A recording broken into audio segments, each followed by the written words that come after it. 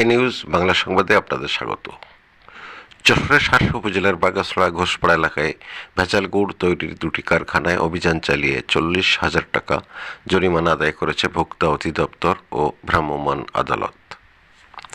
বুধবার দুপুরে উপজেলা সহকারী কমিশনার ভূমি নিয়াস মাকদুম এর নেতৃত্বে এই অভিযান পরিচালিত হয়।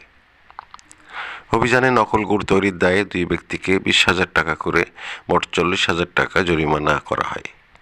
এ সময় ভেজাল খেজুরের গুড় জব্দ করে তা নষ্ট করা হয়। বিস্তারিত দেখুন ভিডিওতে।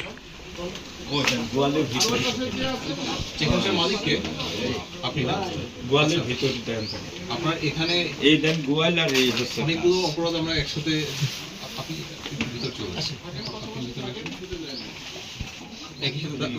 সেটা ঠিক আছে, আপনি গুড় কিনেন কার কাছ থেকে? আমরা এই সব একসাথে এক জায়গা থেকেই কিনি, কারণ এখান থেকে এক জায়গা থেকেই সব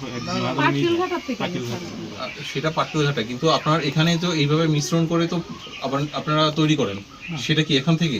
না, কোথা থেকে? আমাদের কারখানা ছিল বাসায়, এখন আপাতত বন্ধ করে দিয়েছি। আমার ভাইয়ের এখান থেকে পা ভেঙে গেছে। সেটা কোন উপজেলায়? সেটা হচ্ছে জিগর গাছ। আচ্ছা, জিকর গাছা নিয়ে আমি কথা বলতে যাচ্ছি না, ঠিক আছে, সেটা পরে দেখতেছি। এখনো আপনাদের এখানে আমরা আমাদের নিরাপদ খাদ্য থেকে আমরা আসছি, আমাদের ভোক্তা অধিকার আছে, আমাদের ক্যাবের প্রতিনিধি আছে, ঠিক আছে, আমরা সবাই এখানে উপস্থিত আছে। এবং একই সাথে এখানে আমরা আপনাদের দুইটা যে এখানে কারখানা দেখলাম, সেখানে প্রত্যেকটা স্যাম্পলই আপনার হাইড্রোস, যেটা মানব স্বাস্থ্যের জন্য ক্ষতিকর এবং নিষিদ্ধ, এটা আমরা পেয়েছি।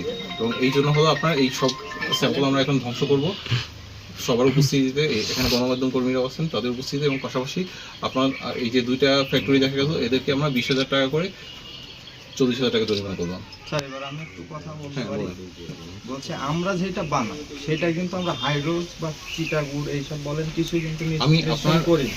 আপনাদের যে স্যাম্পলগুলো পেয়েছি আমরা, সেই স্যাম্পলের মধ্যেই হলো আপনার হাইড্রোসের উপস্থিতি আমরা আমরা পেয়েছি। ডাইরেক্ট নিয়ে আসি, এটার মধ্যে যে ও আছে তা তো আমরা জানি না। আপনারা এই গুড়টা দিয়েই তো হলো মিশ্রণ দিয়ে বানাচ্ছেন। হ্যাঁ, আপনাদের যে গুড়টা এখানে বানানো অবস্থায় আমরা পেয়েছি, সেইগুলোই হলো আমরা টেস্ট করছি। সেই টেস্টের মধ্যেই হলো আমরা প্রত্যেকটার মধ্যে, তাতে পরবর্তীতে আপনারা রসিদের মাধ্যমে ক্রয় এবং বিক্রয় দুটোই করেন। এই জন্য আমাকে সতর্ক করার জন্য আমি আপনাকে 2,000 টাকা জরিমানা করে গেলাম। আমরা এটা পরিশোধ করবেন এবং পরবর্তীতে আপনার সকল বিক্রয় এবং ক্রয়ের রসিদ থাকতে হবে দোকানে, ঠিক আছে? ইনশাআল্লাহ স্যার। হ্যাঁ।